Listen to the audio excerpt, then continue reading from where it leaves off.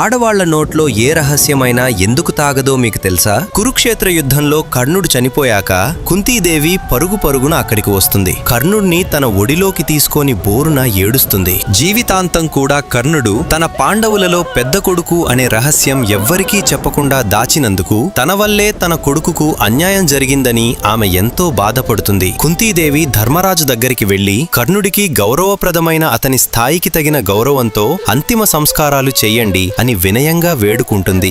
వెంటనే అర్జునుడు కోపంగా, అమ్మా, ఇతను మన శత్రువే కదా, అటువంటి వాడికి మేమెందుకు దహన సంస్కారాలు చేయాలి అంటూ కోపంగా ప్రశ్నిస్తాడు. ఆపు అర్జున, ఇంకొక మాట కూడా కర్ణుడు గురించి తప్పుగా మాట్లాడకు. అతన్ని ఎవరనుకున్నావు? అతను అంగరాజ్యానికి రాజు మాత్రమే కాదు, ఈ ప్రపంచాన్నే పాలించే అర్హత ఉన్నవాడు. అతనే నా కర్ణుడు, నాకు పుట్టిన మొదటి సంతానం. ఇతను మీ అన్నయ్య అని నిజం పాండవుల ముందు బయటపెడుతుంది. ఆ నిజం విన్న క్షణంలో ధర్మరాజు ఒక్కసారిగా విస్మయానికి గురవుతాడు. నోరు తెరవాలనుకుంటే శబ్దం బయటికి రావటం లేదు.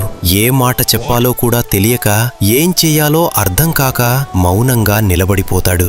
అర్జునుడు, పాండవులు అందరూ ఎంతో బాధపడతారు.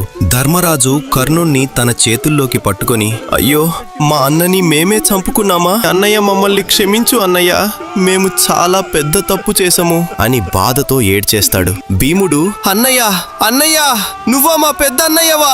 తెలియక నిన్నే మేము చంపుకున్నామా అంటూ భీముడు గుండెలు బద్దలయ్యేలా బిగ్గరగా ఏడ్చేస్తాడు. పాండవులందరూ ఎంత పెద్ద తప్పు చేశాము అని కృంగిపోతారు. ధర్మరాజు, అమ్మా, ఇంత పెద్ద నిజాన్ని మా నుంచి ఎందుకు దాచావు?